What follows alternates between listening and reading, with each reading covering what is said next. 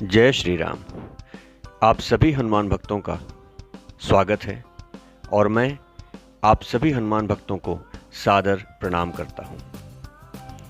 मित्रों, हनुमान जी का जीवन बहुत ही रहस्यमय रहा है और आज भी हनुमान जी पूरे संसार के लिए एक रहस्य बने हुए हैं। उनकी कृपा हर उस व्यक्ति पर होती है जिनके अंदर उनकी भक्ति होती है। प्रभु श्री राम का भक्त यानी कि हनुमान जी का भक्त। आज हम हनुमान जी के उन 10 चमत्कारिक मंदिरों की चर्चा करेंगे जिनके बारे में आपको जानना बहुत आवश्यक है। ये रहस्य है, ये चमत्कार है। अगर आप हनुमान जी के भक्त हैं तो आपको उनसे जुड़ी ये जानकारी ज़रूर जानना चाहिए। तो आइए शुरू करते हैं आज का अपना ये वीडियो। दोस्तों, वीडियो को आप सभी हनुमान भक्तों तक पहुंचा दीजिएगा, शेयर कर दीजिएगा। अगर आपको हनुमान जी की ये जानकारी अच्छी लगे तो वीडियो को लाइक कर दीजिएगा और हाँ, सभी हनुमान भक्तों से अनुरोध है, चैनल को सब्सक्राइब कर दीजिएगा। तो आइए शुरू करते हैं आज की ये रोचक जानकारी।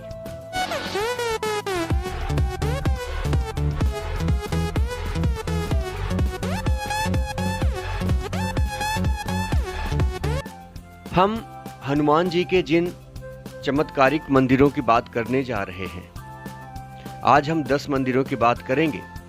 उन मंदिरों में से जो पहला मंदिर है वो है बालाजी हनुमान मंदिर। बालाजी हनुमान मंदिर राजस्थान के मेहंदीपुर इलाके में स्थित है। राजस्थान में एक एरिया है, एक जगह है जिसका नाम दौसा है। दौसा की 2 पहाड़ियों के बीचों बीच बसा हुआ ये हनुमान जी का मंदिर है, जिसे घाटा मेहंदीपुर हनुमान मंदिर के नाम से जाना जाता है। सबसे अच्छी बात यह है कि यहाँ पर बहुत बड़ी चट्टान में हनुमान जी की आकृति स्वतः ही उभर करके आई है, जिसे बालाजी महाराज कहते हैं। इसे हनुमान जी का बचपन का स्वरूप यानी बाल स्वरूप माना जाता है और वहां पर भगवान के चरणों में छोटी सी कुंडी है जिसका जल कभी भी समाप्त नहीं होता, पानी हमेशा उसके अंदर भरा रहता है। ये हनुमान जी का विग्रह काफी शक्तिशाली एवं चमत्कारिक माना जाता है तथा इसी वजह से यह स्थान न केवल राजस्थान में बल्कि पूरे देश में, पूरे हिंदुस्तान में प्रसिद्ध है। हनुमान जी के साथ यहाँ पर भगवान भोलेनाथ और भैरव जी की पूजा भी की जाती है। अब हम दूसरे मंदिर की बात कर रहे हैं जो है जगन्नाथ मंदिर। जी हाँ, चौंकिएगा मत, जगन्नाथपुरी में ही है ये मंदिर, लेकिन ये हनुमान जी का मंदिर है। जगन्नाथपुरी में सागर के किनारे बेदी हनुमान मंदिर है, जो कि बहुत ही प्रसिद्ध मंदिर है और बहुत ही प्राचीन मंदिर है।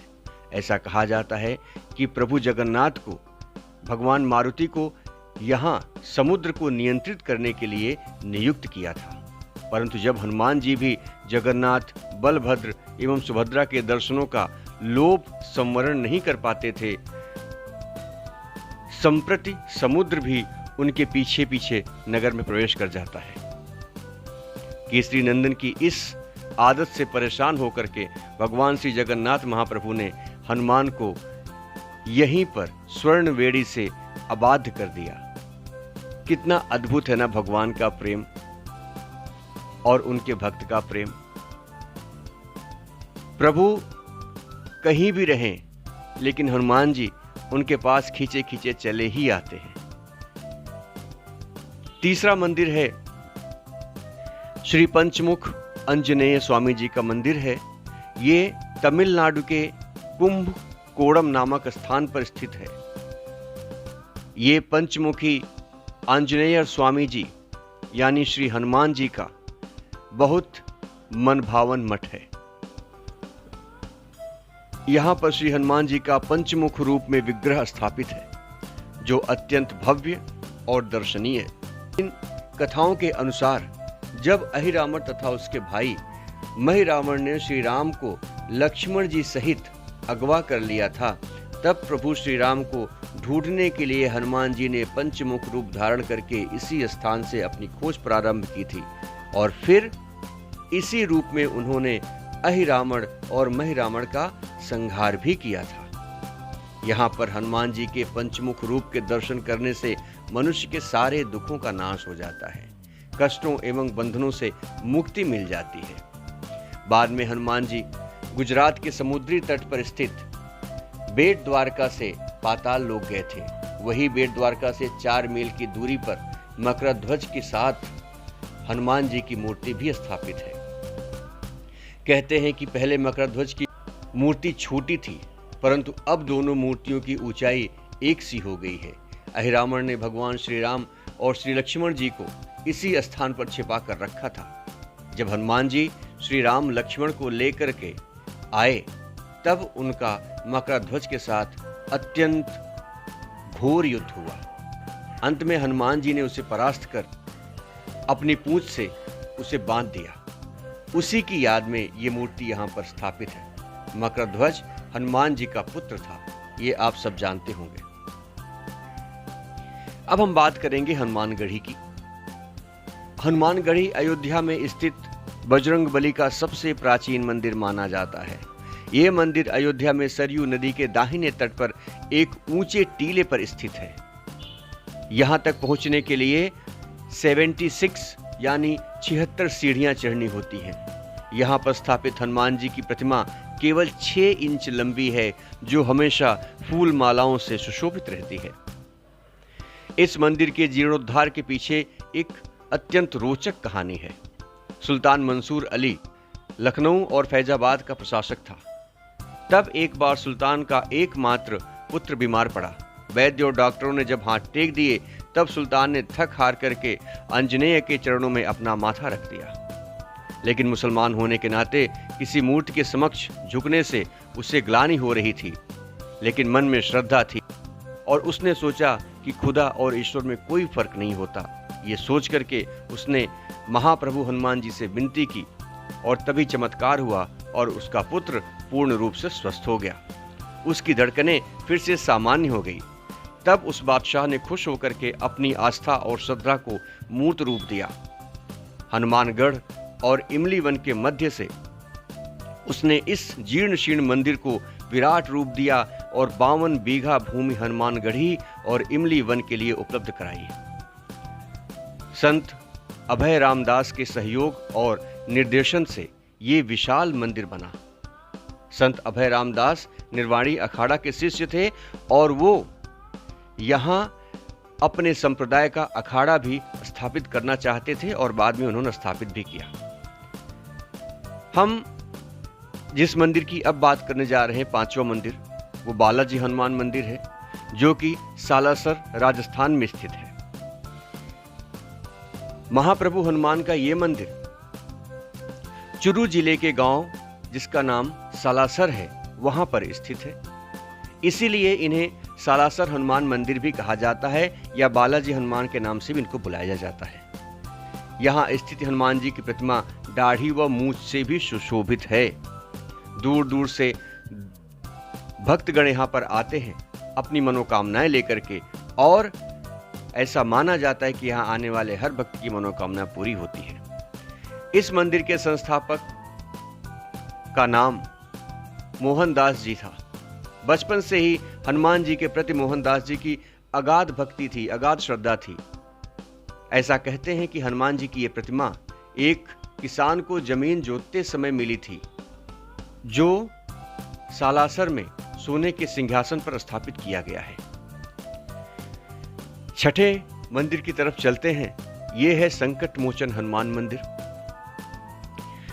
इस मंदिर की अपनी अलग विशेषता है, अपनी अलग खूबियां हैं। भूत भावन आशुतोष की पावन नगरी भगवान भोलेनाथ की इस पवित्र नगरी बनारस में अवस्थित है भगवान हनुमान का ये संकट मोचन हनुमान मंदिर। इस पावन नगरी में जिस स्थान पर गोस्वामी तुलसीदास जी को अंजनी सुत ने दर्शन दिए, वही स्थान आज संकट मोचन के नाम से सुविख्यात है। ऐसा कहा जाता है कि हनुमान जी ने यहाँ पर ही गोस्वामी तुलसीदास जी को अपना स्वरूप दिखाया था। जिस मुद्रा में गोस्वामी जी को दर्शन हुए थे उसी की प्रकृति है यहाँ का विग्रह। स्वयं तुलसीदास जी ने यह मूर्ति स्थापित करवाई थी। ओके, इस मंदिर के प्रांगण में हनुमान जी की मूर्ति के सामने भगवान श्री राम अपने अनुज लक्ष्मण और माता सीता के साथ विराजमान है। काशी से ही जिस गुफानुमा कोठरी में गोस्वामी तुलसीदास जी ने साधनारत अपने जीवन का अंतिम समय गुजारा, वहां भी एक प्रसिद्ध हनुमान मंदिर है जिसे कहा जाता है गुफा के हनुमान। अब हम आपको लखनऊ लेकर के चलते हैं। लखनऊ वही शहर जिसे लक्ष्मणपुर भी कहा जाता है। ऐसा माना जाता है कि भगवान श्री लक्ष्मण ने इसको बसाया था। इसी लखनऊ के अलीगंज में एक प्रसिद्ध हनुमान जी का मंदिर है जो बेहद ही चमत्कारिक है। आसपास या दूर दराज में कहीं पर भी जब भी किसी भी हनुमान मंदिर का निर्माण किया जाता है तो ऐसा माना जाता है कि सिंदूर और लंगोटी यहीं से लोग लेकर के जाते हैं। ज्येष्ठ मास के प्रत्येक मंगलवार को यहाँ पर एक विशाल मेला लगता है।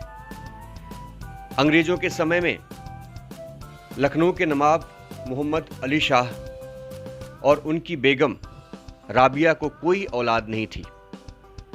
सब दवा दुआ बेकार जा रही थी।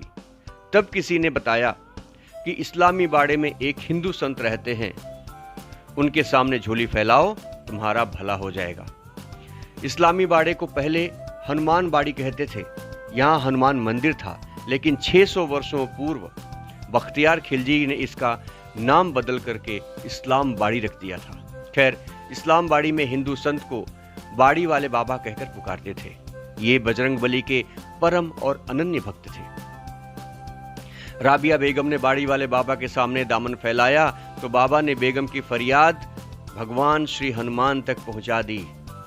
हनुमान जी ने बेगम की आस्था को जांचने की सोची और स्वप्न में बेगम को आदेश दिया कि इस्लामी बाड़ी के टीले के नीचे मेरी मूर्ति दबी पड़ी है, उसका उद्धार कर किसी मंदिर में स्थापित करो। सुबह राबिया बेगम बाबा के पास गई और बताया कि हनुमान जी स्वप्न में आए थे। बाबा के निर्देश में टीले के नीचे खुदाई हुई और सच में वहां पर एक मूर्ति पाई गई। उस दबी हुई मूर्ति को पूरे सम्मान और श्रद्धा के साथ वहां से निकाला गया। वही मूर्ति आज अलीगंज के मंदिर में स्थापित है। बेगम ने यहाँ बाबा का मंदिर बनवाया और बेगम संतान सुख की प्राप्ति हुई। हम अब 8वें मंदिर की तरफ चलते हैं। ये मंदिर हम्पी, जो कि कर्नाटक में आता है, वहां पर स्थित है। बेल्लारी जिले के हम्पी नामक गांव में ये मंदिर स्थापित है और इस मंदिर का नाम है यंत्रोद्धारक हनुमान मंदिर। इस मंदिर में प्रतिष्ठित हनुमान जी को यंत्रोद्धारक हनुमान जी कहा जाता है। विद्वानों के मत अनुसार यही क्षेत्र प्राचीन किष्किंधा नगरी है।